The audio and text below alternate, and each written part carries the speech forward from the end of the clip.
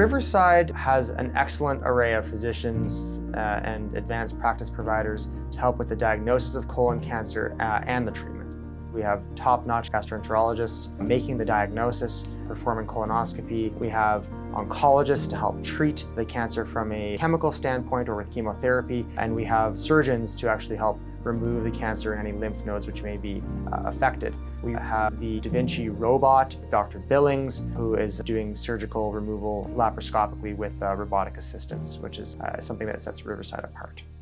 Colon cancer screening is not the type of thing that really should be delayed. We have excellent hygiene standards at Riverside. Staff are screened to ensure that they have no signs or symptoms, as well as patients that come into the practice, meaning that everybody will be kept very safe when it comes to the pandemic. It's important to detect colon cancer early on. Generally speaking, we start screening for colon cancer at the age of 50 and usually up to the age of 75. With that being said, recently the recommendation has been made to decrease the age for screening for African Americans to age 45 due to the increased prevalence of early colon cancer in African Americans.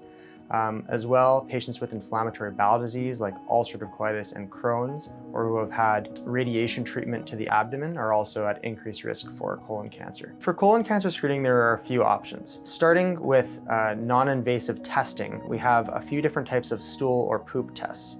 There is the fecal occult blood test, the FIT test, and the fecal DNA test, or Cologuard. There is also CT colonoscopy, which can be done, but in the end, the best test for colon cancer screening is colonoscopy. And that's because not only does it have a higher pickup rate than any of the other tests, if any of the other tests are actually positive, it results in actually requiring a colonoscopy, because that is the only test where we can actually remove polyps, as well as actually biopsy and potentially treat malignancies or high-grade polyps. Well, I do see, some patients that are apprehensive about having a colonoscopy.